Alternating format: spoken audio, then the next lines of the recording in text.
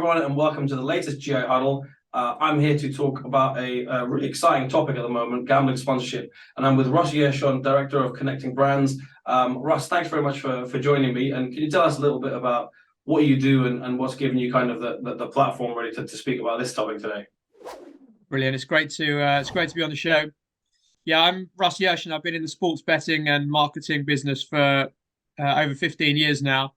Run Connecting Brands, which is a sports betting marketing agency where we deliver and activate partnerships in sport, primarily for sports betting brands. And we also work with a lot of football legends to procure them for brand ambassadors to gaming brands all over the world. Yeah, as you say, ambassadors, sponsorship, hot topic right now across the world, but particularly so. The timing of this recording is really timely because we just had the big, I don't know what you call it, bombshell.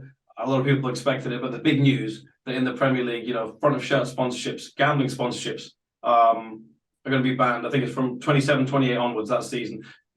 Just off the back, can you sort of tell me your take as kind of an expert in this field on what that means for the industry and maybe why it's got to this stage? Sure. What it means for the industry is, look, as you said, there's 8 sports betting brands, gaming brands that sponsor Premier League clubs at the minute front of shirt. As it gets to 26, 27, there'll be none. So these betting brands that want to continue to invest in the Premier League, they'll either have to go to one of the clubs and take a sleeve partner, which means their logo will become on the sleeve of the home and away shirts instead of the front of shirt. But also they'll still be able to have all the assets that they had in addition to the shirt branding. So they'll be able to have their brands on the LED, the perimeter boards, which go around the pitch. They'll still be able to have their brand on the media backdrops. That's the pre and post match manager press conference, and also the player press after the match is finished. Plus, obviously, tickets, hospitality, content with the players, all of that still stands. It's just that, the big number one asset of the front of shirt will go from season 26-27. So what does it mean? It means for the young kids, they can wear a shirt and the brand will be the same as the players. Obviously, now, again, if a team has a betting partner as the front of shirt, then all the children's kits do not have the logo, which, again, I'm an adult now, but again, when I was a kid, if I didn't have the brand on the front of the shirt, I may have felt at the time, oh, it's not the real shirt. So for the young kids of today, now from season 26-27, everyone that buys a replica shirt will then be able to have the logo on there that matches what they wear on the pitch. Again, what does it mean for the industry? Look, of the 8 Premier League clubs that have betting shirts, I believe over half of them are more Asia focusing. They're not focused on the UK customer. It's a deal for them to grow their awareness in the key territory or territories that they operate in. Now they're going to have to be more open to where they put their marketing spend to grow their awareness, to keep their customers aware of the brand name. So yes, from season 26-27, they can have their brand on the sleeve, which is still a massive asset. Again, from working on a few sleeve partnerships over the years, the amount of broadcast awareness throughout a whole season is considerable. So again, it's still a massive asset to have, although they'll lose the prize asset. As you say, the reasons for the agreeing to ban, to put this to an end, the right reasons, there needed to be something done about sort of curbing the exposure of gambling adverts and sponsorships for young viewers. But then, a critic, as you say, with the Asia point, a critic could say that this is a bit of a vote-winning policy because the betting exposure is still there, and a lot of these front of shirt sponsors, they are effectively targeting Asian players. So the UK gambler, whereas it might be seen that it's a tough stance on gambling sponsorship, the UK gambler isn't really affected in a better or worse way, that the exposure is still there. Yeah, look, I 100% agree with that. If you look at what's been happening in the last 6, 7, 8 years, there's been massive pressure from independent bodies to push Premier League clubs and also the Premier League to stop betting brands sponsor in front of shirt. The new white paper that is coming out very, very soon. I believe that that was going to tell the Premier League and was going to make it law that betting brands can't be on the front of the shirt from season 26-27. So you're absolutely right. I know there was a meeting with all the Premier League clubs and the Premier League to discuss this. And it wasn't just a short meeting, it was quite a long meeting going back and forth. And then obviously the decision was made. I said that it'll be 3 years more from season 23-4, 4-5, 5-6. It's business as usual for betting brands. They can continue to be the front of shirt partner. But from season 26-27, they all come off, but they can still take, again, that prize asset of a sleeve branding on Premier League shirts. Mm-hmm. So we're talking about Premier League football here, which is obviously massive for betting sponsorship. But how does it vary, kind of sport by sport? And are there any other sports that football could maybe learn from? But then learn from is a tricky phrase because obviously it's most common in football. But from your experience, how does it work in other sports? Sure. If we just look at the UK, horse racing wouldn't exist without betting sponsors, and the investment from betting brands is ginormous. So horse racing and betting, again, the heritage is there. That won't change. If it does, then the horse racing industry will literally fall flat. So that has to continue. Do I agree with it? Again, it's difficult because I love the horse racing industry. I wouldn't want to see it fall. But obviously, you're taking betting brands out of Premier League football shirts. So should there be a knock-on effect elsewhere? Again, I'm not one for that. I work in the industry as a marketeer for sports bettors. So again, the more access they can have cross-sport, the better it is, to be honest. So horse racing is one that's pretty much run by, and the 90% of sponsorship is within the betting brands.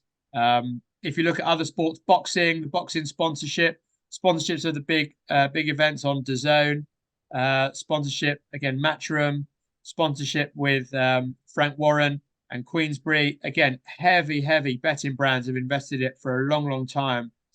You look at darts as well. Darts, there's so many betting brands that have sponsored the World Darts Championship. William Hill recently, Ladbrokes had a legacy deal. Darts, and again, is synonymous with betting. Other sports have dabbled in. Again, you've got snooker, which again, some of the big tournaments, again, sponsored by betting brands. Cricket, a little bit. Rugby, not so much. But as I said, football and horse racing are the number ones where, again, the sports betting brands really invest their marketing money because of the big broadcast and because of their target market. Sure. If we talked a lot about UK so far. If we were to branch out into other markets, we've got kind of the Netherlands has been having some advertising and ambassador kind of new rules and things like this. In Italy, obviously, there is a blanket advertising ban. Although from what I've seen, gambling hasn't come down because of it, which is again an interesting case study. But if we look at kind of other European markets, what are we looking at in terms of sponsorship rules? And does a company have to look at UK and Holland and Italy and think, right, it's a completely different marketing strategy for each one of these markets? Yeah, 100%. It needs to be that way. You need to be adaptable in what you can do. You need to adhere to the regulations in each market. And obviously, the Premier League now by far is the number one league in the world. La Liga many years ago was pretty much on par, I think, with the Premier League. Serie A as well. Again, those two probably second and third in terms of broadcast reach globally. Again, they've had their laws changed. I think it was more because with the Premier League, there's been a steady number of Premier League shirts that have been sponsored by betting brands, whereas in Italy and Spain, I think over a very short period, it went from a small number to a large number. So again, that change, both in Spain, La Liga, and Italy, Serie A, it was wow, okay, what's happened here? All these shirts are now becoming betting brands. So it's something we need to change, which is obviously what they've both done. Yeah, outside Europe, because like you say, Europe is I guess we're at a stage in the cycle where we're clamping down on sponsorships. Outside Europe, there's opportunities in Latin America. You know, a lot of sponsorships there, a lot of maybe ambassadors. You know, got the likes of Roberto Carlos, and to be honest, any Brazil winning footballer, you know, is going to get you interest in your brand. We can talk a little about North America next, but in terms of Latin America, you know, what are your kind of thoughts on, you know, what's the situation there? Is there an opportunity there, and are we gonna see maybe the same kind of regulations eventually? I think Latin America won't be too dissimilar to what happened in Spain and Italy. Mhm. Betting brands are literally taking whatever asset is possible in the Brazil Premier Liga, the Argentinian Premier League, which again, this will affect the regulation when it passes. That wow, okay, why is betting taking over? So I think yeah, there'll be very very quick crackdowns because as Latin America opens and sports betting brands or gaming brands want to go into the market, the trust, the credibility, the awareness, the reach, it's football, it's soccer. So they're all going in and they want to make their name quickly. They want to put their brand on the shirt of a top team or even partner with a national team. So yeah, I think that crackdown will happen quite quickly. And then just while we talk about, you mentioned the ambassadors. Obviously, I work with a lot of former Premier League footballers that have worked with a lot of betting brands. Again, that is still um, available for betting brands to have ex Premier League or ex football legends as ambassadors. However, there are new laws in place as to what the ambassador can and can't do, and also looking at their profile. Someone like Jermaine Genius, Gary Lineker, they obviously work with the BBC. There's a younger audience that sees them week in, week out. So they are not available for betting brands to engage with. Others such as Robbie Savage, Rio Ferdinand, again, they do have that younger audience that engage with them. Therefore, they are unlikely to pass compliance and ASA engagements when obviously you want to work with them. There are other talents such as John Barnes and Chris Waddle, retired players that are retired 15, 20 years ago. They're less well known to the younger audience. So these talent are still available to be a brand ambassador and have their image on the website of a betting brand. Use social media to promote previews and tips and do video content. So yeah, the ambassador side in the UK is still very, very active, but you need to play according to the ASA rules and regulations as to what you do. But again, it's something that feeds the opinions and feeds the stipulation. So it feeds the anticipation of a weekend Premier League games. If you hear from a Premier League legend what their view is, what their preview is, what their tip is, what their experience has been in going in a title race or a relegation battle. So again, these ambassadors do work really well for UK brands. Interesting distinction. Thanks for kind of explaining the differences and the subtleties in the rules. Also, interesting list of some great ex-players, and then you got Robbie Savage in there, who's you know, not so much, but no, of course he's everywhere, isn't he? BT Sport. I think he had previously done things with William Hill, so I guess maybe that was at a time when rules were a little bit different. But I wanted to sort of talk maybe a final topic with you, because we talked about Latin America and a lot about the UK, because that is the headline generator at the moment. But of course, the US, North America, we haven't fully touched on it yet, and there's a lot of sponsorships going on there, a lot of ambassadorships. So are we going to see a similar situation where, since PASPA's been overturned, just an absolute flurry of activity? Are we going down the wrong road there? The US is the US is different. The US is different because each individual state, as a gaming operator, you need to be licensed in each state. So, with regards to all the franchises in the NFL, in the NBA, in the NHL, in the MLS. Yes, now the majority of the states are open. Sports brands are partnering with each of the franchises. It is very expensive. If you think the US is such a big market, the sports betting brand has got to pay their fee to be licensed in each of the states, and then go and spend even more to partner with these global franchises. Although again, the states is a key market. It's it's chicken and egg as to how far do you spend your marketing budget with regards to an ROI. The US is literally just open for business, so you are going to have to be looking at, I think, a 6 to 10 year plan to try and get that ROI back when you start partnering with the New England Patriots, the Kansas City Chiefs, the Philadelphia Flyers, the Seattle Sounders in MLS. There's so much out there for a brand to spend. You've got WinBet, BetMGM, Unibet, Bet365, Betfred, Betway going into the US. There's loads of brands now. PointsBet as well. All these brands, DraftKings, FanDuel. It's very difficult now to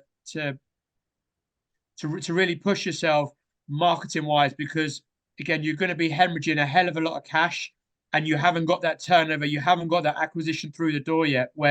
Whereas in the UK market, again, the likes of Coral, William Hill, Ladbrokes, when they were investing in football sponsorships, they had that customer base there already, they had that turnover there already, and then they could grow and acquire and retain. The US market, if you think you think on day one, if you think on day one, the state is then open. You have no customers through your digital platform, and you're spending lots of money partnering with franchises. You're already minus. So the case is, you need to play it smartly. You need to drive your acquisition well. You need to make sure you've got the right platform to do that, the right digital advertising to do that, and then obviously go and partner with again a big franchise. So that market will be flooded with gaming and sports betting partnerships. Each franchise will have a betting partner in every sport, and I think it will work well for them long term.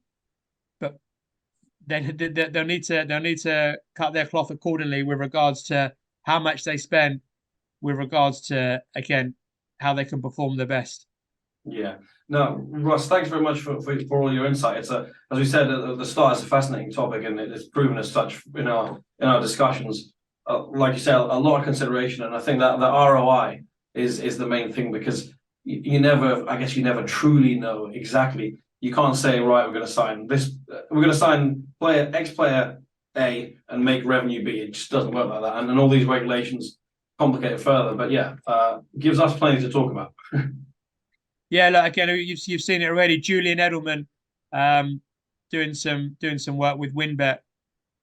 Shaq, I think, doing some also work with another brand. Wayne Gretzky doing some work. It probably won't be long before Gronk and Tom Brady start partnering with a sports betting brand. The US is a massive market.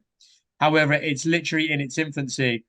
And I said, if you're the marketing director, you've got to be careful where you spend your money. Yes, obviously, you've got these big brands, MGM, Win, Points, FanDuel, DraftKings.